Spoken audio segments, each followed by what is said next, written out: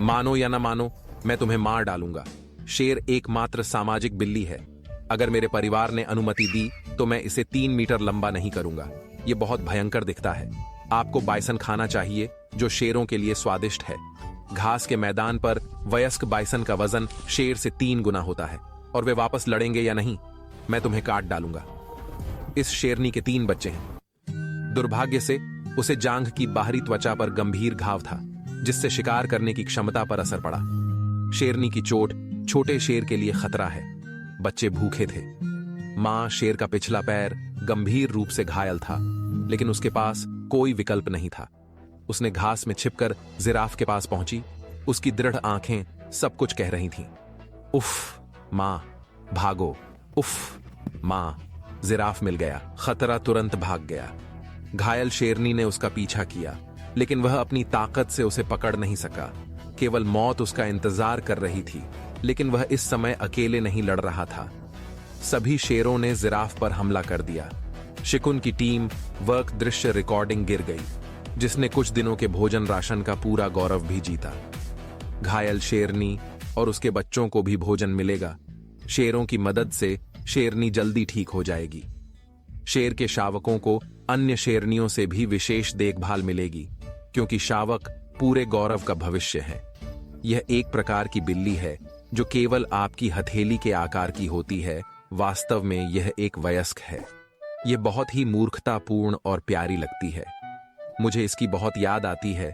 भले ही यह छोटी है, लेकिन यह श्रीलंकाई भाषा के जंगल की एक अनोखी प्रजाति है, विस्फोटक। एक कहावत है कि जिज्ञासा ने बिल्ली को मार डाला।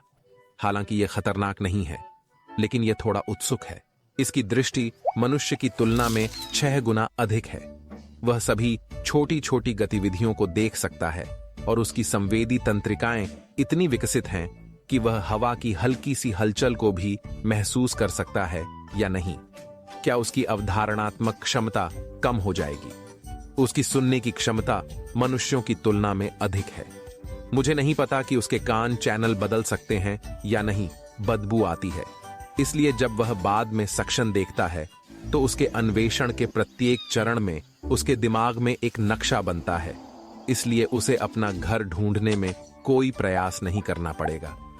इसके बाद बड़ी बिल्ली है, जो खाना पसंद करती है। दोपहर के भोजन के लिए कायमैन। उसकी काटने की शक्ति समान आकार की बिल्ली की तुलना में अधिक मजबूत है। यह भाइयों के लिए समय है। नीचे दिखाई देने वाला ऑसिलॉट अब अपनी चपलता के कारण श्री न्यूटन के नियंत्रण में नहीं है। पेड़ पर चढ़ने का शानदार कौशल, हालांकि वह आकार में छोटा है।